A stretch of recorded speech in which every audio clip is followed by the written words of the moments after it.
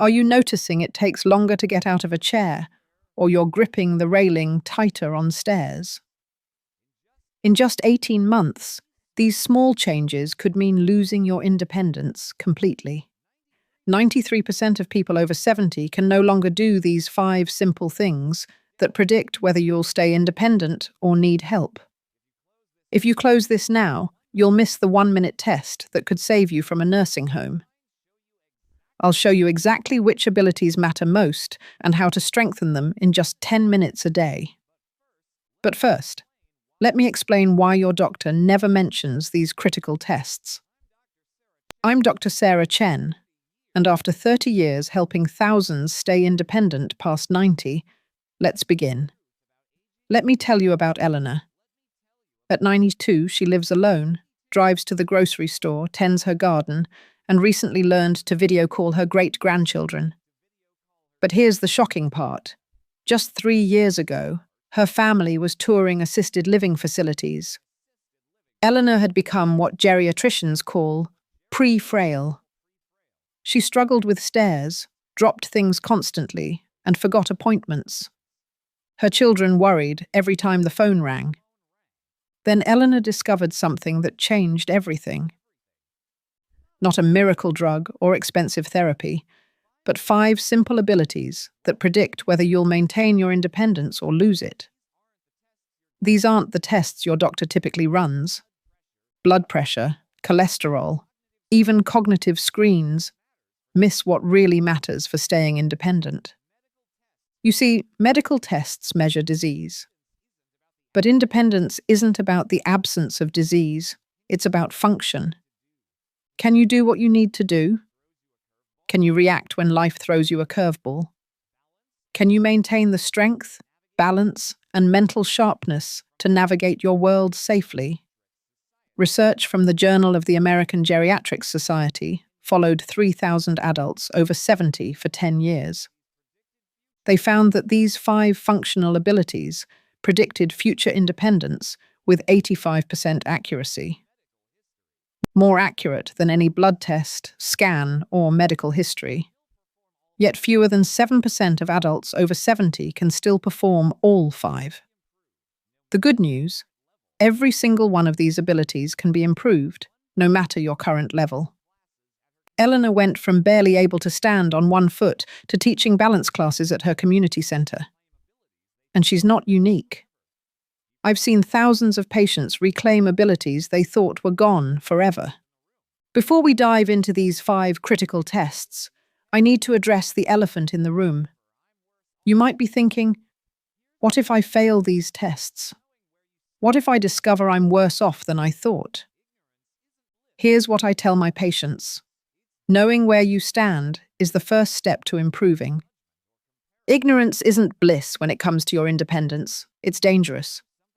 These tests aren't about judgment or comparison. They're about giving you a roadmap. If you can't do something today, that's simply your starting point, not your destiny. Research shows that even people in their 90s can improve balance, strength, and cognitive function with the right approach. So take a deep breath. Grab a pen and paper to track your results.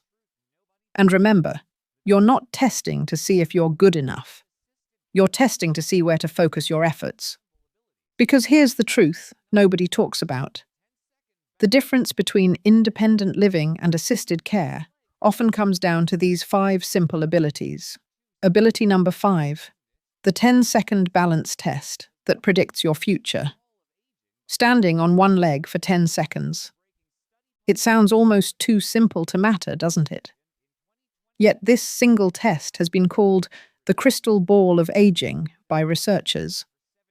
A groundbreaking study published in the British Journal of Sports Medicine in 2022 followed 1,702 adults aged 51 to 75 for 7 years. The results were staggering. Those who couldn't balance on 1 foot for 10 seconds had an 84% higher risk of death from any cause within the next decade. Let me put that in perspective. Your ability to stand on 1 leg right now is a better predictor of your longevity than your cholesterol levels, blood pressure, or even whether you smoke. Why? Because balance integrates multiple body systems: your inner ear, vision, proprioception, muscle strength, and brain processing. When you can't balance, it means these systems are breaking down. Here's how to test yourself safely. Stand near a sturdy chair or counter, but don't hold on unless you need to. Lift one foot about 6 inches off the ground. Start timing. Can you make it to 10 seconds without putting your foot down or grabbing for support? Try both legs. Most people have a stronger side. If you made it to 10 seconds, congratulations. You're in the top 30% for your age group. If you didn't, don't panic. I'm about to show you exactly how to improve. Margaret came to me at 78, terrified because she'd started stumbling. Her balance test? 2 seconds on her right foot, 3 on her left. She was convinced she was destined for a walker. I told her what I'm telling you. Balance is a skill, not a fixed trait. Like playing piano or speaking a language, it improves with practice. We started with the simplest exercise. While brushing her teeth, Margaret would lift one heel off the ground for 5 seconds, then switch. That's it. 2 minutes, twice a day, holding onto the sink for support. After a week, she could lift her whole foot. After a month, she let go of the sink. But here's what most people don't understand about balance. It's not just about standing still. Real-world balance happens when you're moving, reaching, or distracted. So we progressed Margaret to what I call functional balance training. While standing on one foot, she'd slowly turn her head left and right. Then we added arm movements, reaching up, out to the side, even tossing a soft ball from hand to hand. These challenges train your brain to maintain balance while managing other tasks, just like real-life demands. The transformation was remarkable. After 3 months, Margaret could stand on one foot for 15 seconds while carrying on a conversation. But more importantly, her confidence returned. She stopped furniture surfing around her house. She returned to her walking group. Last month, she sent me a photo from her granddaughter's outdoor wedding, dancing on the grass in heels. Your balance can improve too, but you must be patient and consistent. Start where you are. If you can only stand on one foot for 1 second, that's your baseline. Practice near support. Never risk falling. Aim to add 1 second per week. Within 2 months, you could double or triple your time. And here's a secret most physical therapists won't tell you. The magic happens in the wobble. When you feel yourself swaying, your brain fires millions of signals to hundreds of small muscles to keep you upright. Each wobble strengthens these neural pathways. So don't aim for statue-still balance. Controlled swaying is actually the workout your brain needs. One more critical point. Time of day matters. Your balance is typically worst first thing in the morning and improves throughout the day. Test yourself at the same time for accurate tracking. And never, ever practice balance exercises when you're tired, on medication that affects balance, or without proper support nearby. Ability number 4, the floor test. That EMTs fear most. When paramedics arrive at a senior's home, there's one scenario that makes their hearts sink. Finding someone on the floor who can't get up. Not because they're injured, but because they lack the strength and mobility to rise. It's estimated that 30% of adults over 65 who fall and can't get up will be dead within a year, even if the fall caused no injury. Getting up from the floor without using your hands for support, it's called the sitting-rising test, and it's perhaps the most important physical ability you'll ever measure. Brazilian physician Claudio Gil Araujo developed this test after noticing that patients who struggled to get up from the floor invariably had poor health outcomes. His research, published in the European Journal of Preventive Cardiology, followed 2,002 adults aged 51 to 80. Those who needed to use both hands and knees to get up were 5 to 6 times more likely to die within 6 years compared to those who could rise without hand support. Each point of support used, hand, knee, forearm, increased mortality risk by 21%. Let's test you safely. Sit on a carpeted floor or exercise mat. Cross your legs if comfortable, or sit with legs extended.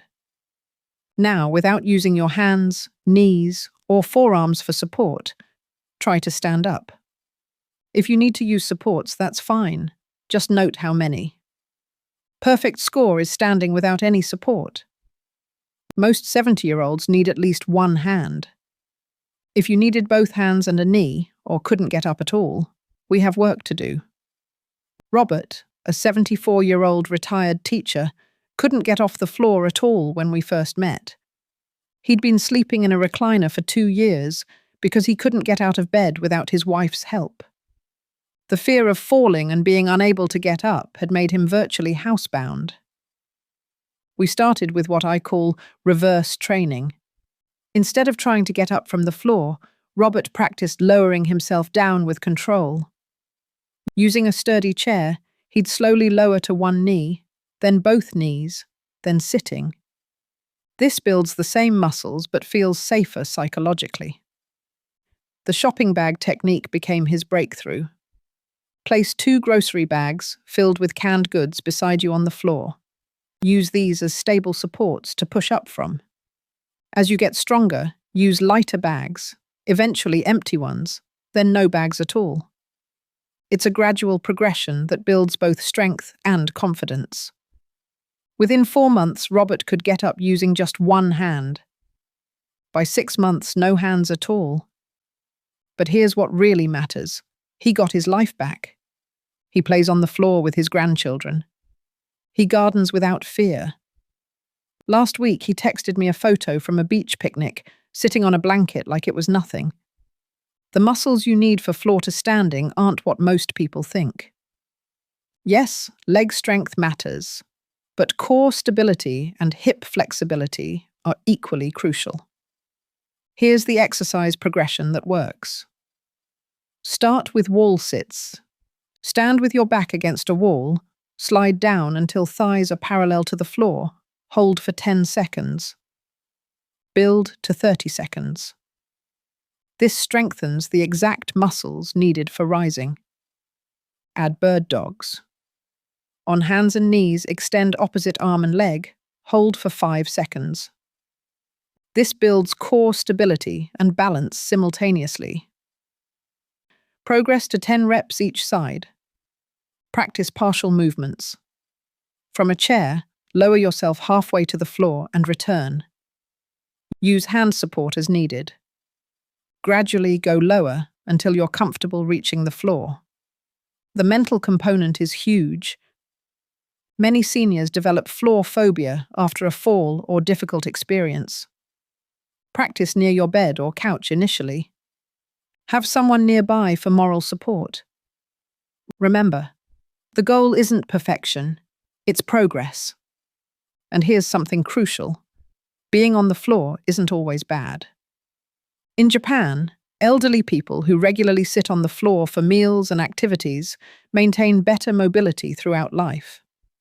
The act of getting down and up multiple times daily is protective.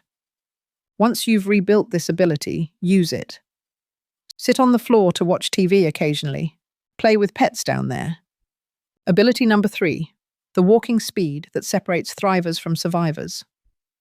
Your walking speed at 70 predicts your lifespan better than any blood test, scan, or genetic marker. Doctors call gait speed the 6th vital sign because it reveals so much about your overall health. Here's the stunning statistic.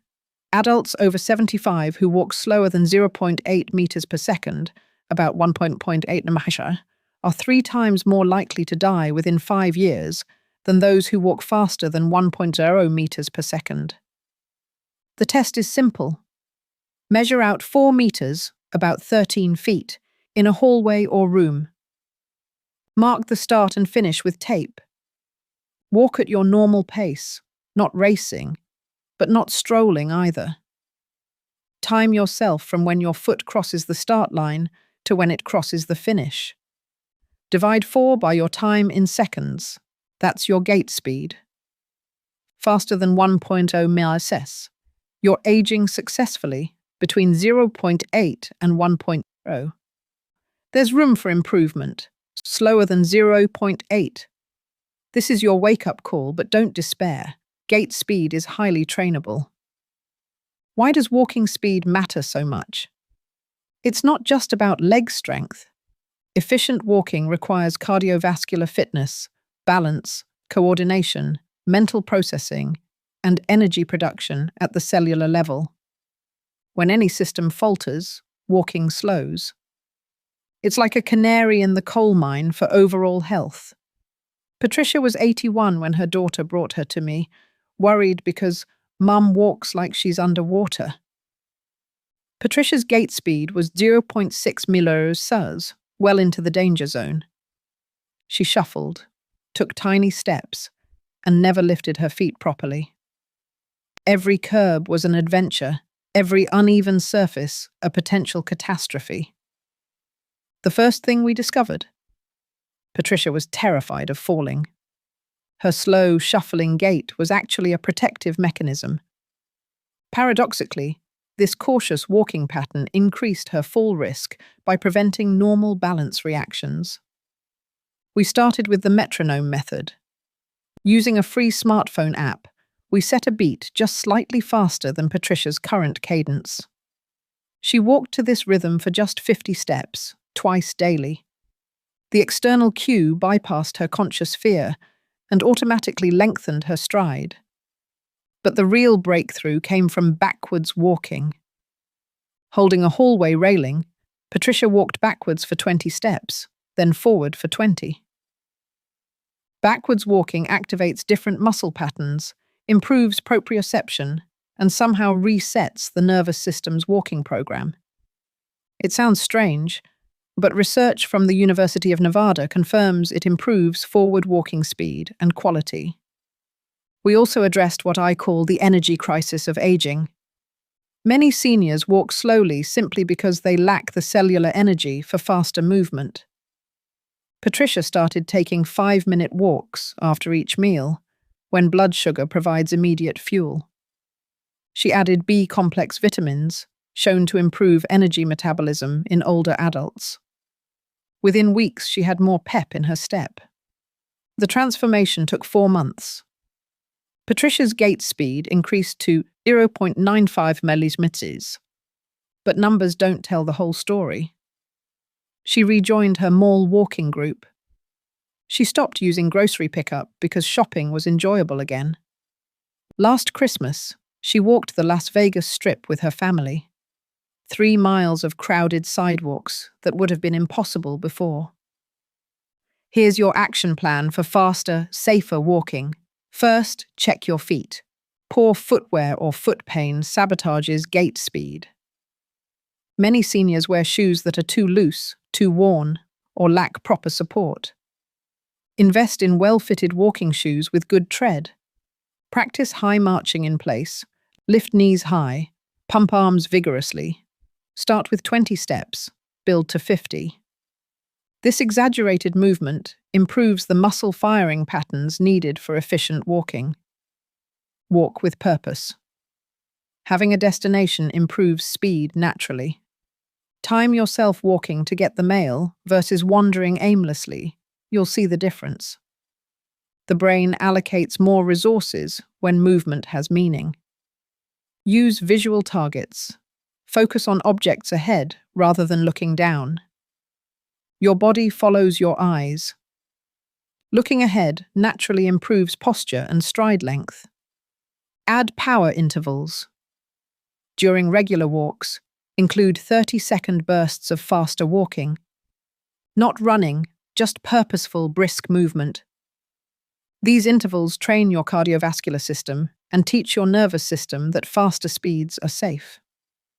Most importantly, walk daily. The worst thing for gait speed is sitting. Every hour of sitting requires several minutes of movement to counteract. Set hourly alarms if needed.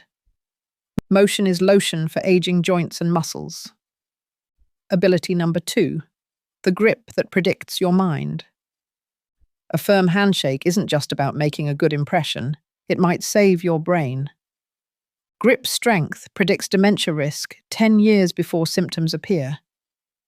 The Framingham Offspring study found that each 5 kg decrease in grip strength increased Alzheimer's risk by 18%. People in the lowest third of grip strength were twice as likely to develop dementia as those in the highest third.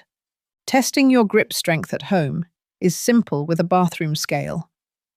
Place the scale on a table. Put 4 fingers under the edge and squeeze upward while your thumb presses down on the top. Note the highest number you can achieve. Repeat 3 times with each hand and average the results. For men over 70, less than 60 pounds size indicates concern. For women, less than 40 pounds. But remember, these are averages. Your personal trend matters more than hitting a specific number. The connection between grip and brain seems bizarre until you understand the mechanism. Grip strength reflects overall muscle quality and nervous system function. The same factors that weaken your grip, inflammation, poor circulation, insulin resistance, loss of motor neurons, also damage your brain. Your hands are simply easier to measure than your hippocampus. But here's the exciting part. Improving grip strength appears to protect cognitive function. A study from the University of Michigan followed 14,000 adults over 50 for 8 years. Those who maintained or improved grip strength showed better memory, processing speed, and executive function compared to those whose grip weakened. Frank discovered this connection the hard way. At 72, he couldn't open his medication bottles. His wife handled all jar opening duties. More concerning were the memory lapses, forgetting appointments, repeating stories, losing track of conversations. His children feared the worst. Testing revealed Frank's grip strength at 45 pounds, well below normal. But brain scans showed no signs of dementia. His cognitive issues stemmed from the same systemic problems weakening his grip: chronic inflammation and insulin resistance. We started with the simplest grip exercise, squeezing a tennis ball. Not frantically, but sustained 5-second holds, 10 times per hand, 3 times daily. Frank kept tennis balls everywhere. By his chair, in the car, next to his bed. Every idle moment became training time. But tennis balls only work the crushing grip. For real-world function, you need pinching strength too. Frank practiced picking up coins from a table, holding them between thumb and each finger for 10 seconds. This trains the precise control needed for buttons, zippers, and writing. The newspaper exercise became his favorite. Lay a sheet of newspaper flat. Using one hand, crumple it into the smallest possible ball. This works every muscle in your hand and forearm while requiring coordination and sustained effort. Frank progressed from the comics section to the entire Sunday paper. We also addressed the metabolic factors undermining his strength. Adding protein to every meal, especially breakfast, provided raw materials for muscle maintenance. Vitamin D supplementation, his levels were desperately low, improved muscle function within weeks. Controlling blood sugar through diet stabilized the energy supply to both muscles and brain. The results exceeded expectations. Frank's grip strength increased to 65 pounds in 6 months. But the cognitive improvements were even more dramatic. His mental fog lifted, memory sharpened.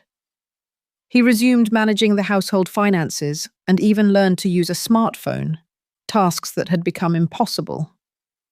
Your grip training should be progressive and functional. Start with stress balls or tennis balls if you're below average strength. Progress to spring-loaded grippers when you can do 20 repetitions easily. The key is resistance that challenges you without causing pain. Practice functional grips daily. Opening jars, carrying grocery bags with fingertips instead of handles, wringing out washcloths with extra vigor. Real-world application that beats isolated exercises. Don't neglect your extensors, the muscles that open your hand. Place a rubber band around all 5 fingertips and spread them against resistance. This balances the muscles and prevents overuse injuries. Include wrist rotation exercises. Grip strength requires stable wrists. Hold a hammer or weighted object at arm's length and slowly rotate your wrist in circles.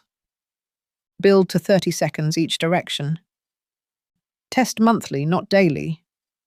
Grip strength fluctuates with hydration, time of day, and recent activity. Monthly testing shows true trends without daily noise. Remember, your grip is a window into your overall vitality. Every squeeze, every pinch, every twist sends signals throughout your nervous system that you're still strong, still capable, still engaged with the physical world. These signals matter more than you might think. Ability number 1, the memory test. More accurate than MRI scans. Here's what nobody tells you about memory and aging. Forgetting where you put your keys is normal.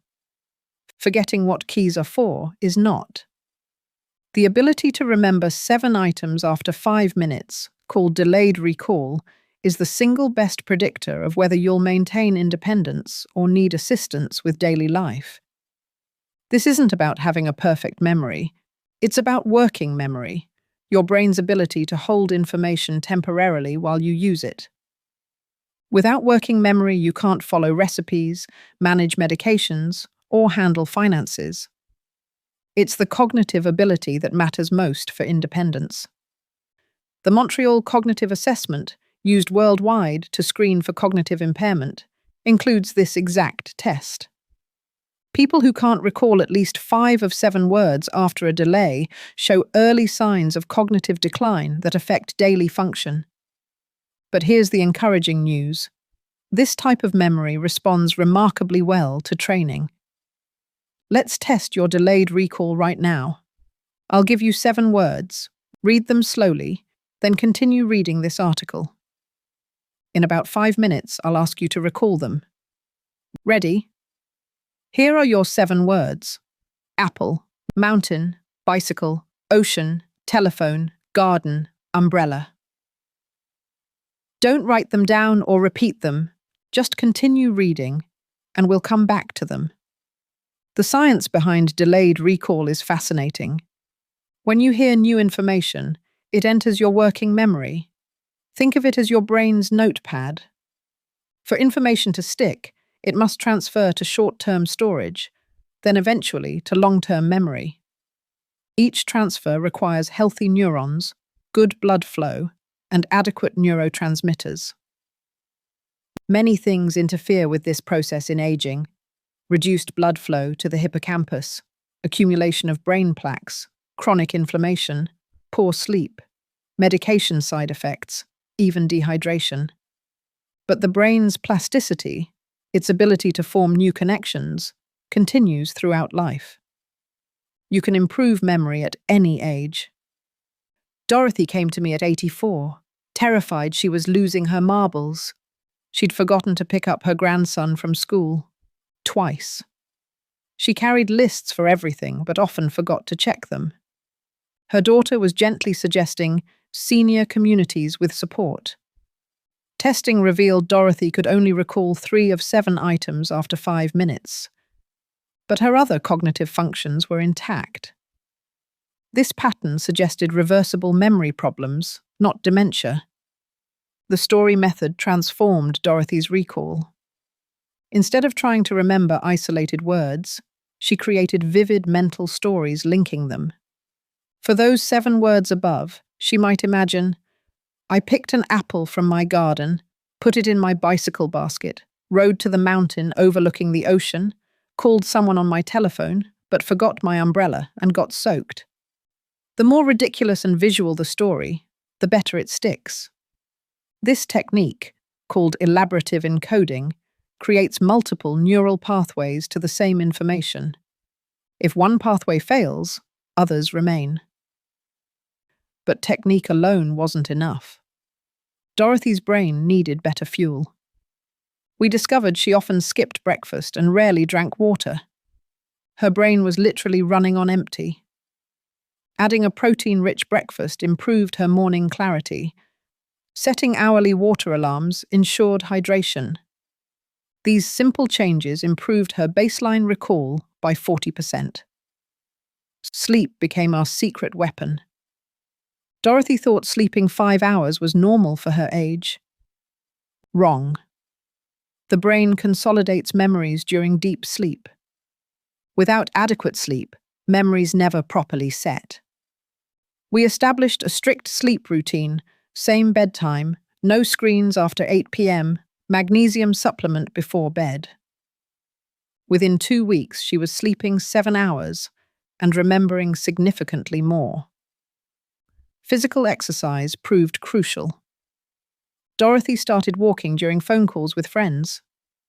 This dual-task training, moving while thinking, mirrors real-world memory demands. The increased blood flow during exercise also enhances memory formation. She progressed to memorizing grocery lists while walking, turning necessary tasks into brain training. After 3 months, Dorothy consistently recalled 6 or 7 items. But more importantly, her daily function improved dramatically. No more forgotten appointments. Cooking became enjoyable again because she could follow recipes. She even joined a book club, something unthinkable when she couldn't remember plot details. Now let's check your memory. Without looking back, can you recall those 7 words I gave you? How many did you remember? If you got 5 or more, excellent. Your working memory is functioning well. If you got 3, 4, there's room for improvement, but no cause for alarm. Less than 3? It's time to take memory training seriously. Here's your action plan for memory improvement. Use the link method daily. When learning any list, groceries, errands, names at a party, create mental links between items. The more you practice, the more automatic it becomes. Challenge your brain with variety. Don't just do crosswords if you're already good at them. Try Sudoku, learn 3 new words daily, memorize 1 poem weekly. Novel challenges create new neural pathways. Teach what you learn. Explaining information to others is the strongest form of memory consolidation. Tell someone about this article. Join a discussion group. Start a blog. Teaching forces deep processing. Create memory palaces. This ancient technique involves mentally placing items you want to remember in familiar locations. Imagine walking through your home, placing 1 item in each room. To recall, mentally walk through again. It sounds silly but works remarkably well. Address the foundations. No technique overcomes poor sleep, dehydration, or nutritional deficiencies. Your brain is 75% water. Even mild dehydration impairs memory. B vitamins, especially B12, are crucial for cognitive function. Many seniors are deficient without knowing it. Most importantly, use your memory for things that matter. Memorize your grandchildren's birthdays, favorite songs, meaningful quotes. When memory has emotional significance, it strengthens naturally. Your daily 10-minute independence. Now you know the 5 abilities that determine whether you'll thrive independently or struggle with daily life. But knowledge without action is useless. Here's your 10-minute daily routine that trains all 5 abilities. Minutes 1 to 2. Balance training. Stand on 1 foot while brushing teeth. Alternate feet each minute. Progress to eyes closed when stable. Minutes 3 to 4. Grip work. Squeeze tennis balls during morning news. 10 squeezes per hand. Hold 5 seconds each. Minutes 5 to 6. Gait speed intervals. Walk briskly to kitchen and back 5 times. Time yourself. Try to beat yesterday. Minutes 7 to 8. Floor practice. Lower to one knee and back up 5 times each side. Use chair support as needed. Minutes 9 to 10. Memory challenge. Memorize your grocery list using the story method. Recall it while doing balance work. This routine hits every major system needed for independence. But consistency matters more than perfection. Missing one day won't hurt. Missing a week might. Track your progress monthly. Retest each ability and record results. Celebrate improvements, no matter how small. Share victories with friends. Accountability and encouragement multiply success. The hidden truth about human potential after 70. Here's what 50 years in geriatric medicine has taught me. We dramatically underestimate what's possible after 70. Society tells you to expect decline, plan for limitation, accept less. But science tells a different story. Your muscles can grow stronger at 85. Your balance can improve at 90. Your memory can sharpen at 95. Not to the levels of youth, that's not the goal, but to levels that maintain independence, dignity, and joy. The 7% of seniors who maintain all 5 abilities aren't genetic lottery winners. They're people who refused to accept decline as inevitable.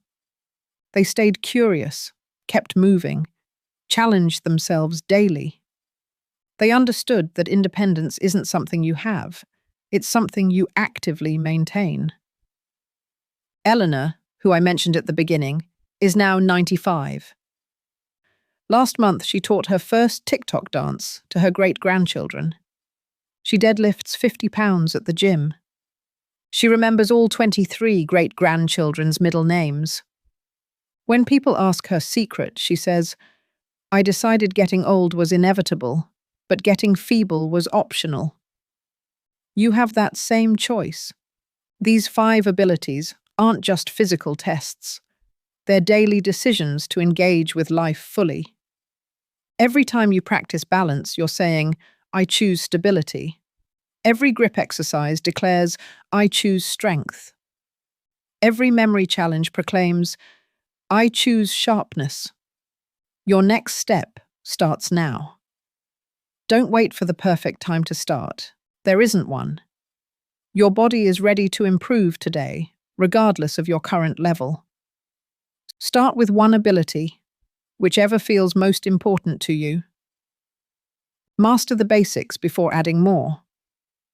Share this information with someone who needs it. The grandmother afraid of falling. The grandfather struggling with jars.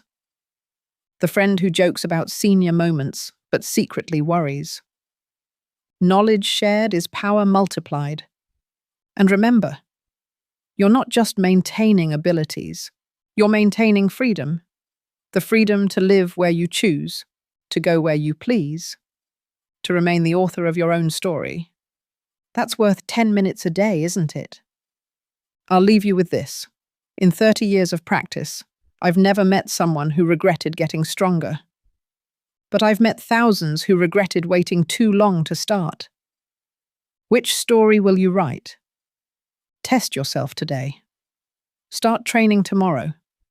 And in 6 months, you might just find yourself in that elite 7% who prove that aging and independence can beautifully coexist.